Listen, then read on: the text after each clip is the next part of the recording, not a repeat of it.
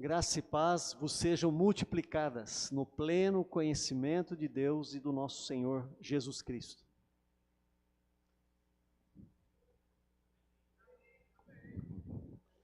Essa saudação que Pedro dá no início da sua carta, eu acho muito bonita, então gosto de replicar.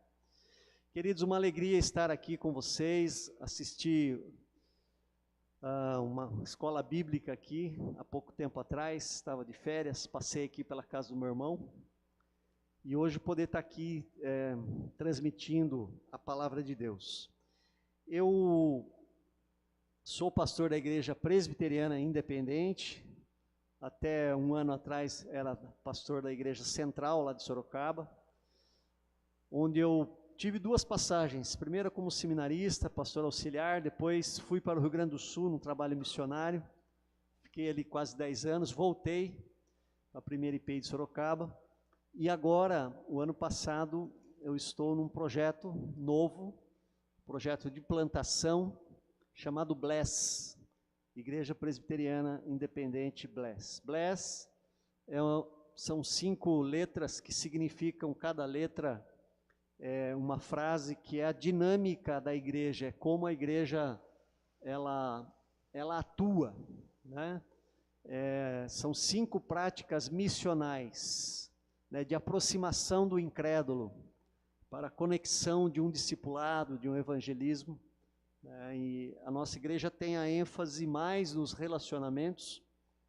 Quando nós falamos em evangelismo, crente presbiteriano tradicional, ele pensa assim: evangelizar é trazer alguém até a igreja, até o templo.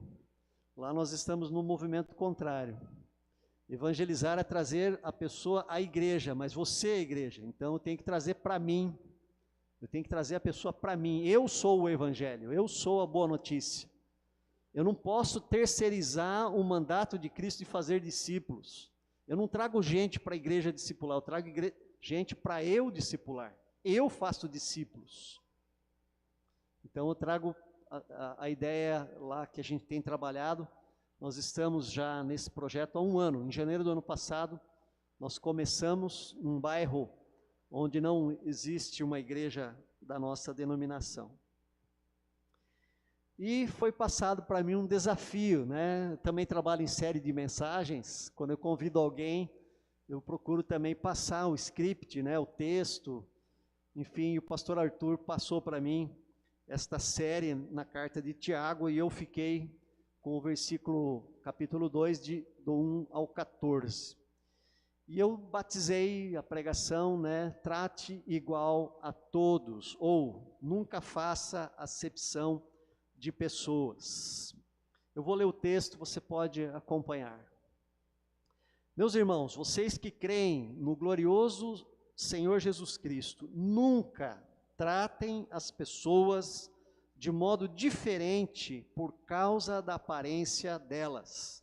Por exemplo, entra na reunião de vocês um homem com anéis de ouro e bem vestido. Entra também outro, pobre e vestindo roupas velhas.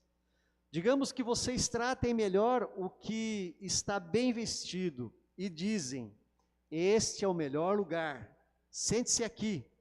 Mas dizem ao pobre: fique de pé, ou sente-se aí no chão, perto dos meus pés.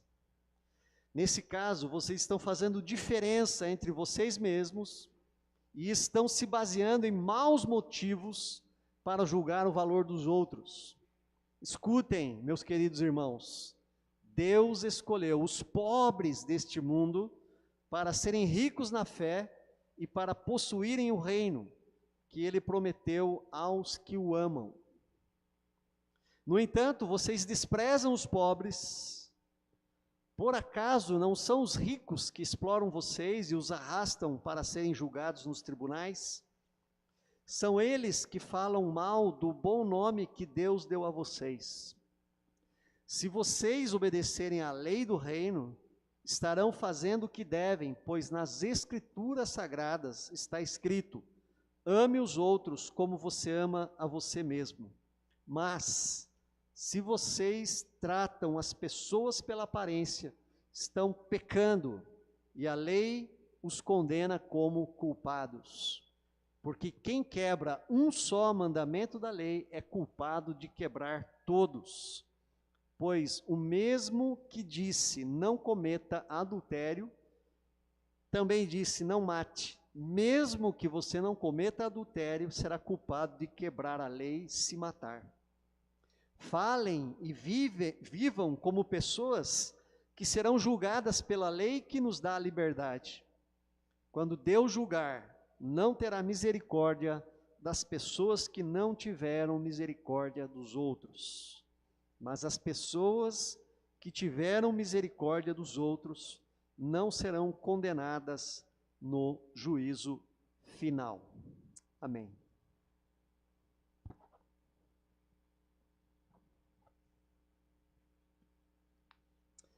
Queridos, o grande dilema da fé, seja a fé cristã, seja a fé islâmica, seja a fé budista, seja a fé espírita, de qualquer credo de fé, o grande dilema é se viver o que se ensina, o que se pratica, o que se prega. Isto é tão forte no cristianismo que Jesus repreendeu severamente aos religiosos, o chamando de hipócritas, sepulcros caiados, porque colocavam um peso em cima do povo que eles mesmos não carregavam. Este assunto foi tão sério aos olhos de Jesus, que Jesus chegou a dizer: ai do mundo por causa dos escândalos, porque é inevitável que venham os escândalos, mas ai do homem pelo qual vem o escândalo. E não precisamos retroceder muito, mas na história recente, século passado, Gandhi, o líder indiano, ele disse uma vez que acreditava em Jesus, mas não no cristianismo. Tamanha era a distância entre as palavras de Jesus e as ações dos cristãos. Portanto, queridos, nós diríamos que é uma desgraça pregar o Evangelho e não viver o Evangelho. Creio eu que esta é a razão pela qual Tiago, irmão de Jesus, escreveu esta carta aos judeus da dispersão. Esta carta é, sem dúvida, em primeiro lugar, uma carta de encorajamento aos cristãos judeus que estavam dispersos, enfrentavam perseguições, enfrentavam dificuldades econômicas, porém, é muito mais uma carta de como se deve viver a fé cristã no dia a dia. Não é uma carta cheia de teologia como Romanos ou como Efésios. Não é um compêndio da fé cristã. A carta de Tiago é uma carta simples, mas direta.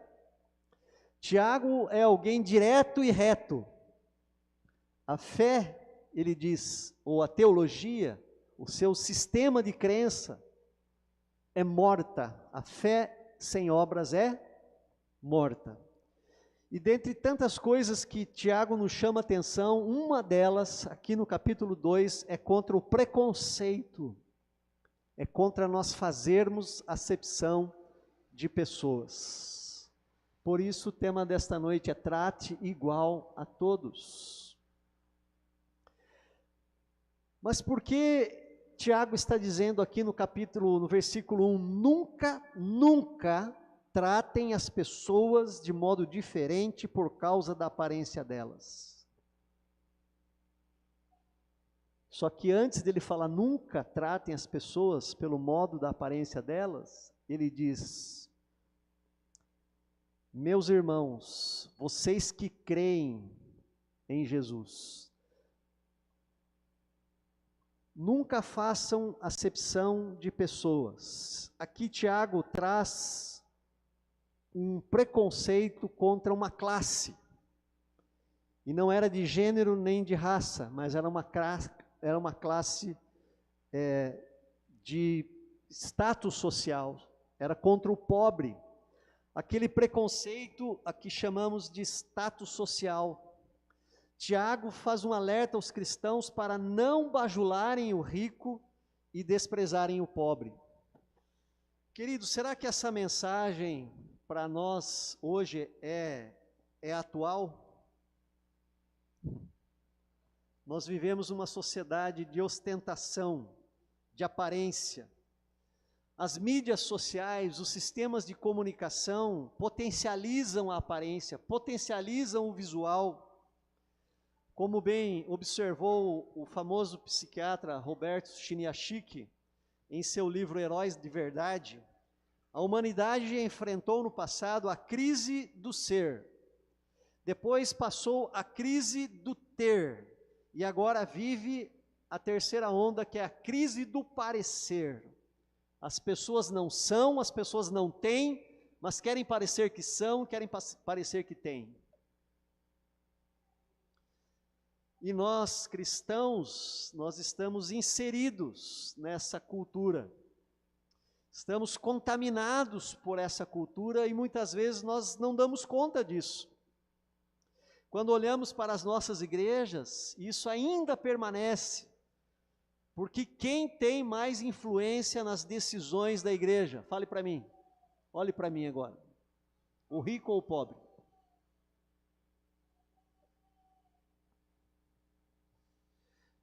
Como funciona a recepção nas nossas igrejas? Como nós recebemos as pessoas mais bem aparentadas e as menos bem aparentadas? Uma vez eu estava dando um treinamento para diáconos, e eu disse assim: o melhor diácono é o diácono cego e o diácono que não tem olfato. Porque ele vai receber igual todas as pessoas. Não é? Não façam acepção de pessoas, isto é pecado, diz Tiago. Fazer acepção de pessoas, fazer diferença entre pessoa e pessoa é pecado, porque qualquer ser humano nesse planeta foi criado segundo a imagem e semelhança de Deus, portanto, todos são nossos semelhantes. A acepção, a diferença, o preconceito, a injustiça no tratamento das pessoas não acontece tão somente pelo status social, mas pode vir pela cor da pele, pode vir pela idade, pode vir pelo gênero, vem de diversas formas. O preconceito, a acepção das pessoas vem de várias formas. Eu me lembro, quando eu retornei para Sorocaba, estava na igreja central, então eu fui ser professor de uma das classes de escola dominical, e na minha classe veio os mais veteranos da igreja, né? Os adultos e veteranos. E a gente estava estudando a Bíblia, e não sei porquê, qual era o assunto, mas uma das irmãs que estava lá, a mais velha de todas, a mais idosa, naquela época já beirava 90 anos, quase, um pouco menos. E não sei porquê, não lembro o assunto, ela fala assim: pastor, mas gay, dá aquele negócio na gente assim, sabe? Eu tenho um negócio com quem é gay, eu tenho um problema, eu tenho uma dificuldade.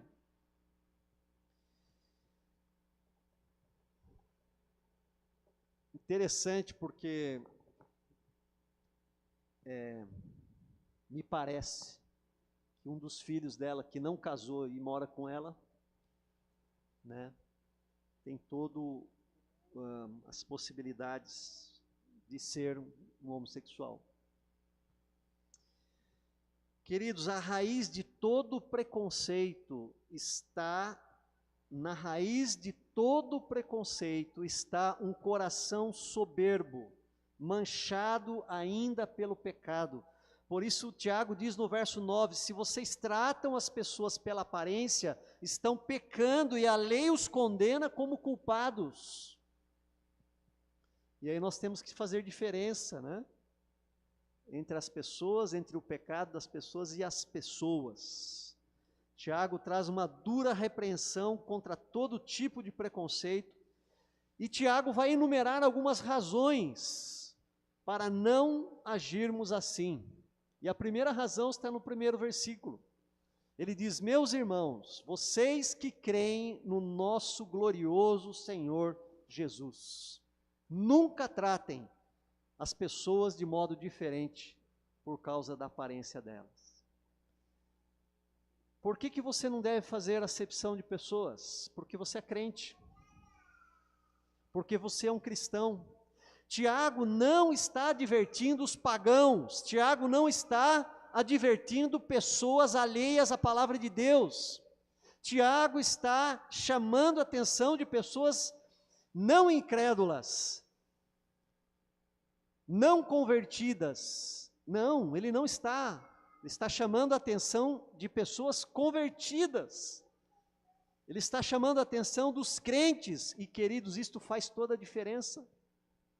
Vocês que creem no nosso Senhor Jesus Cristo, eu estou falando a vocês, vocês que creram, vocês que se entregaram a Jesus, vocês que reconheceram os seus pecados, vocês que confiaram em Jesus e não na sua justiça própria, nem na sua própria bondade. Queridos, os que creem em Jesus formam uma classe de pessoas distintas da humanidade. Os que creem em Jesus são aqueles que sentiram o peso dos seus pecados e clamaram pelo Salvador. São aqueles que se enxergaram indignos, sujos, pecadores e merecedores. Ninguém absolutamente crê em Jesus antes de enxergar-se na lama do pecado, na sua própria insuficiência, na sua própria miserabilidade. Ninguém vai até Jesus antes de reconhecer-se o pior dos pecadores, indigno. É para vocês que eu estou falando, diz Tiago, vocês que creem em Jesus. Ninguém vai até Jesus antes de reconhecer que diante da justiça de Deus já está condenado. Todos pecaram e destituídos estão da presença de Deus. Queridos, o que Tiago está dizendo aqui é que vocês que creem em Jesus, vocês sabem de onde vocês vieram, sabem que estavam cegos e foram iluminados de cima para baixo, sabem que estavam perdidos e foram encontrados, estavam condenados, mas foram perdoados. Estou falando para vocês. Sabe de onde vieram, quem eram e o que faziam. Como diz o apóstolo Paulo, vocês estavam mortos nos vossos delitos e pecados. Vocês estavam andando segundo o curso deste mundo, segundo o príncipe da potestade do ar. Vocês andavam segundo as inclinações da vossa carne, fazendo a vontade da carne e dos pensamentos, e eram, por natureza, filhos da ira, como também os demais. Então, por favor, preste atenção, nunca tratem as pessoas de modo diferente por causa da aparência delas, porque vocês sabem exatamente quem eram e aonde vocês estavam sem Jesus.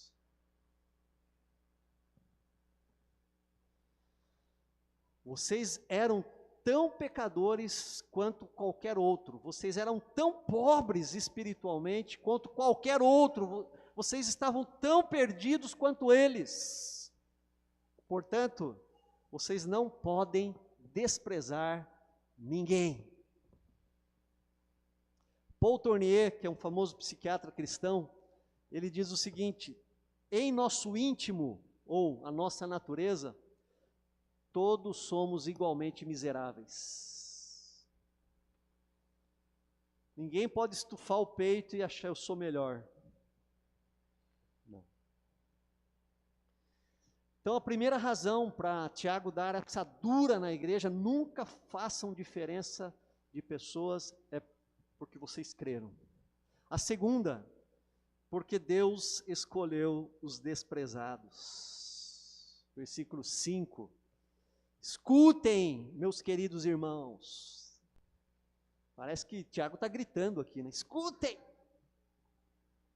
Deus escolheu os pobres deste mundo para serem ricos na fé e para possuírem o reino que Ele prometeu aos que o amam. Queridos, nós vemos de Gênesis a Apocalipse, Deus escolhe os desprezados e os inadequados para serem dele e para realizarem a sua obra. Deus escolheu o povo de Israel, insignificante, fraco, pequeno, para ser o seu povo. O mesmo povo que Deus chama lá de vermezinho de Jacó, em Isaías. E quando olhamos para Jesus, Ele mesmo disse que não veio para os bons e sãos, mas sim para os doentes e marginalizados. Quando Jesus assume a sua messianidade lá na sinagoga de Nazaré, foi lido o texto de Isaías 64. E Jesus disse, vou colocar as palavras de Isaías na boca de Jesus, né? O Espírito do Senhor está sobre mim, pelo que me ungiu a evangelizar. Completa o texto. Os pobres. Enviou-me para proclamar libertação aos cativos e restauração da vista aos cegos, para pôr em liberdade os oprimidos. Queridos, se o alvo de Jesus foi essas pessoas, os cativos da doença, do vício, da miséria, do demônio, os cegos, que na época de Jesus eram mendigos e pobres, os leprosos, os oprimidos. Queridos, se o alvo de Jesus foram essas pessoas, como a igreja pode desprezá-las? Como podemos categorizá-las? A prática de Jesus deve ser a prática dos cristãos. Cristão significa pequeno Cristo. A prática de Jesus precisa ser a prática da igreja. Queridos, esta é a dinâmica do Evangelho. Paulo disse que Deus escolheu as coisas loucas do mundo para envergonhar os sábios, e escolheu as coisas fracas do mundo para envergonhar as fortes. Olhar para a Bíblia e não ver isso é mesmo que distorcer a palavra de Deus. Olhar para a Bíblia e dizer que Deus não é defensor dos fracos e dos pobres é se fazer de cego.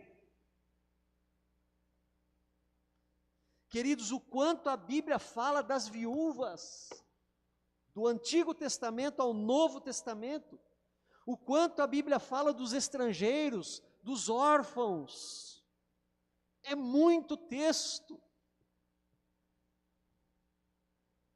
Se a igreja não for a instituição que faz o caminho contrário da sociedade, quem irá fazer? A sociedade despreza. O mínimo que se espera da igreja é que ela acolha o pobre em suas necessidades. E aí a gente pode incluir, o mínimo que a igreja pode fazer é acolher o negro, acolher a viúva, acolher o idoso, acolher todas essas classes que não são valorizadas na nossa sociedade.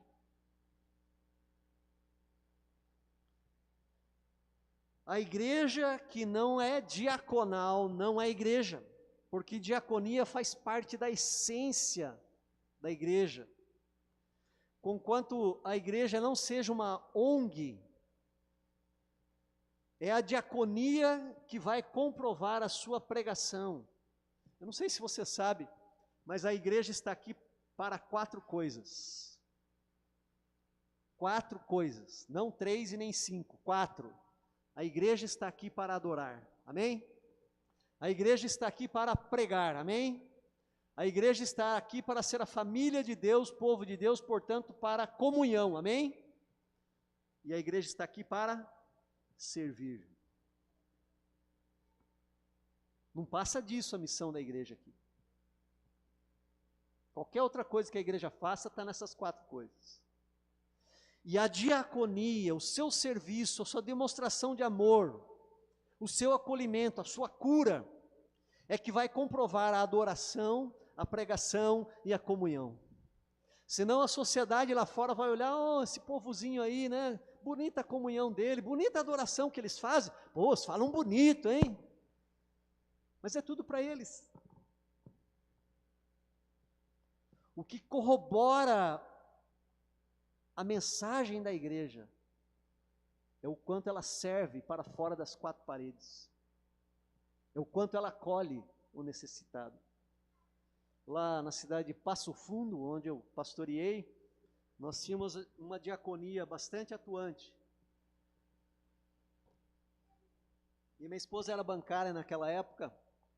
Ela comentou com um cliente dela que fazia salgados e vendia na escola, que nós oferecíamos um café da manhã para as crianças do bairro. E ele falou, o quê? A igreja serve um lanche e tal? Eu quero ver, nunca vi isso. Para nós é corriqueiro isso. Mas para ele foi algo assim encantador. Ele foi lá. Ele olhou aquela criançada pobre. Você sabe que lá no sul o pão francês chama-se cacetinho, né? Tinha criança que comia 7 cacetinhos. 7! Isso me falaram, eu nunca vi lá, mas me falaram, quem servia lá, falaram. Era uma periferia. E ele ficou tão encantado que ele falou assim, pastor, na semana que vem deixa que eu trago tudo. O que vocês precisam? Nescau? Sim. Leite? Sim. Frios, mortadela, pão, tudo eu trago tudo. Certeza? Certeza. Pode. Semana seguinte ele estava lá. Trouxe tudo. A igreja não tirou um centavo para comprar aquelas coisas. Aí nesse segundo domingo que ele foi e levou as coisas, ele falou assim, olha pastor, nós estamos em agosto, então deixa que até dezembro, você não precisa se preocupar em arrecadar isso aí, ou pagar isso aí que eu vou trazer. Aquele homem ficou impactado com o servir da igreja. E lógico, ele entrou num discipulado pessoal e ele foi depois batizado.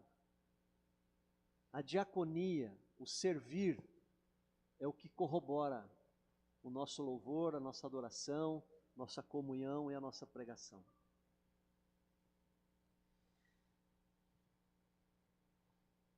Acolher e servir é a marca da igreja, deve ser a marca que vai corroborar a sua pregação.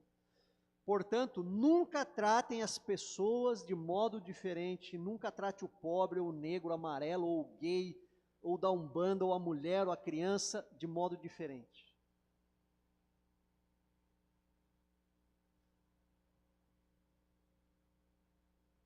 Porque vocês creram em Jesus. E também porque Deus escolheu eles, os desprezados. Em terceiro lugar, porque vocês são regidos pela lei do amor. Versículo 8, se vocês obedecerem à lei do reino, estarão fazendo o que devem, pois nas escrituras sagradas está escrito, ame os outros como você ama a você mesmo. Queridos, jamais nós devemos ter preconceito com alguém por conta da lei maior. A lei régia, a lei do amor. Jesus, numa tirada de mestre, ele resumiu os 603 mandamentos judeus em 2.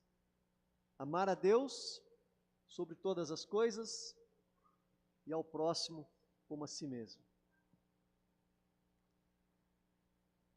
Muitas igrejas hoje poderiam fechar as suas portas, porque não praticam o amor ao próximo. Ou deveriam mudar a placa e tirar o nome de igreja. Porque igrejas são aqueles que foram comprados pelo grande amor de Cristo, que lhe custou um alto preço. Nós somos salvos pela graça, mas não de graça. Igreja é aquela que reflete o rosto cheio de ternura de Cristo, as mãos furadas pelos cravos da cruz, que acolhem, que curam, que abençoam, pés que caminham em direção daqueles que a sociedade despreza. Queridos, se o amor não for a marca da igreja, então a igreja pode fechar as portas. Prática, o que é o amor? Somos seus discípulos, somos chamados de seu povo pelo seu nome. Qual deve ser a nossa marca? O amor.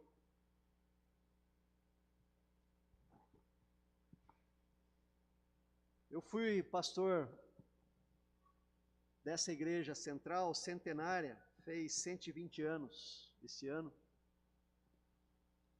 no coração de Sorocaba, uma região com muitos moradores de rua. Eles dormem embaixo das marquises, dos bancos que estão ao lado da igreja. Tem um banco desse lado, outro banco desse lado, banco na frente, banco mais para cima.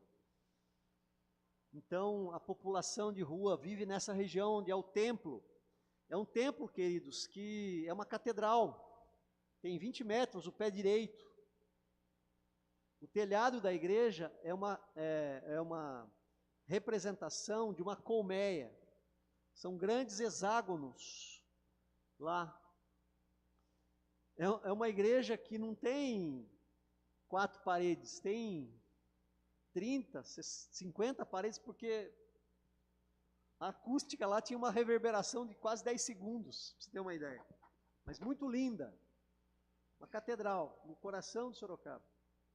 Os vitrais, com os hexágonos lá em cima, vidros fechando o telhado, linda. Para fazer casamento não tem igual. Uma igreja moderna.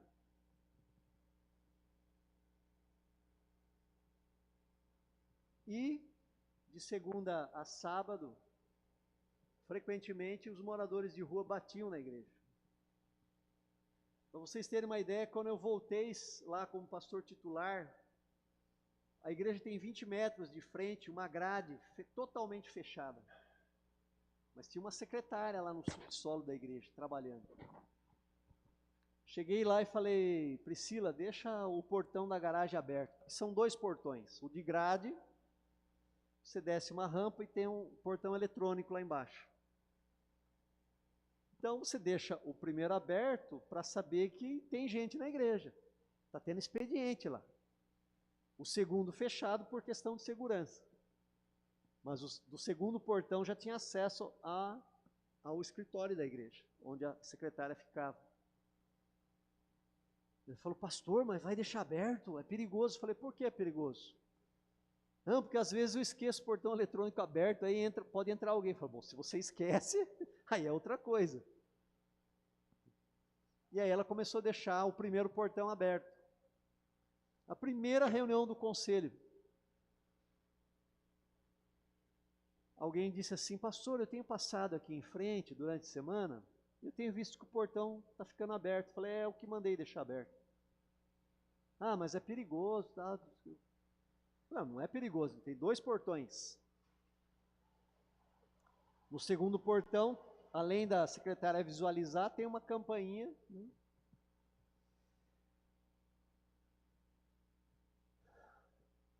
Queridos, se a igreja não for um lugar onde o pobre, o mendigo, onde qualquer pessoa necessitada, pode ser um rico desesperado também, está pensando em suicídio. Se a igreja não for esse lugar que as pessoas podem recorrer, fecha a porta. Pronto.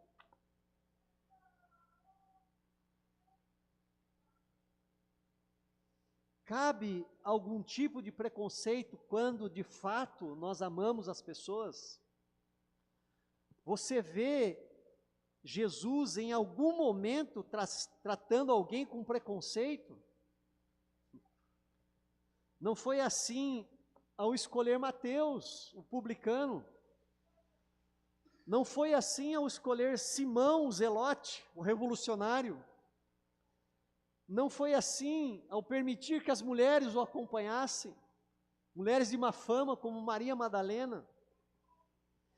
Não foi assim ao escolher simples pescadores que muitas vezes burlavam o sábado para pescar, o Shabá.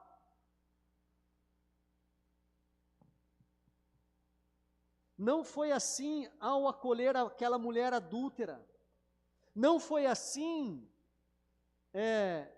ao acolher aquela prostituta que o fariseu Simão criticou Jesus, falou, se você soubesse quem era essa pessoa, não ia... E ela chorava aos pés de Jesus. Não foi assim com aquela samaritana que já tinha, além de ser samaritana, além de ser mulher, além de ter tido 5 maridos. Jesus não teve preconceito. Até mesmo o jovem rico, que não quis abandonar a sua riqueza para seguir a Jesus, diz a Bíblia que Jesus olhou, fitando os olhos nele, o amou. Mesmo não seguindo, Jesus o amou. Queridos, não há espaço para qualquer tipo de preconceito quando Jesus habita em nossos corações. Então, se porventura existe algum, nós precisamos rever o nosso coração e rever o nosso amor por aquele que é todo amor, Jesus. Eu queria concluir, como disse no início, Tiago escreve sua carta para chamar a atenção dos crentes da dispersão, judeus cristãos da dispersão, para a importância de se viver a palavra e não apenas escutá-la. Vocês já passaram por esse texto aqui, há poucos dias, eu acho, que é Tiago 1:22. Irmãos, não sejais tão somente ouvintes da palavra, mas praticantes. Tiago foi tão enfático quanto a prática da palavra de Deus, que ele chegou até mesmo a afirmar uma coisa que para nós reformados e presbiterianos é quase uma heresia. Por isso, não sei se você sabe, mas o reformador Lutero não queria colocar Tiago no cânon do Novo Testamento. Sabia disso? O cânon protestante. Ele queria tirar Tiago. O grande Lutero, considerava Tiago como uma carta de palha, porque a ênfase de Lutero era na graça. E Tiago, ele fala, não, capítulo 2, semana que vem um desafio para o pregador aí, capítulo 2, versículo 24. Verificais que uma pessoa é justificada por obras. Eu sola gratia, e o sola fide, e os 5 solas. Tiago fala aí no capítulo 2, 24, ele diz, verificais que uma pessoa é justificada por obras, e não por fé somente. Por isso que Lutero queria tirar Tiago do cânon. Afinal, somente pela graça, né? Queridos, nós somos filhos da reforma, cujo lema é sola gratia, somos salvos exclusivamente pela graça de Deus. A pergunta é, esta graça é barata a ponto de não honrarmos o que Cristo fez por nós?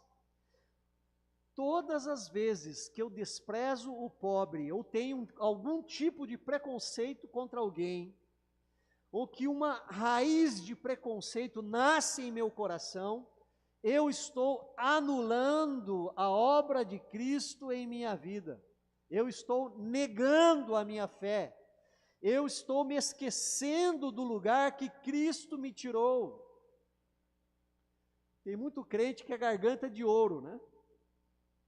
Religioso, fariseu, gosta de falar, sabe a Bíblia de Gênesis, Apocalipse, corrige a pregação do pastor, é doutor em escatologia, né? Garganta de ouro. Fala bonito, ensina bonito, canta bonito, mas na prática não pratica. Tiago ainda diz, aproveitar beber.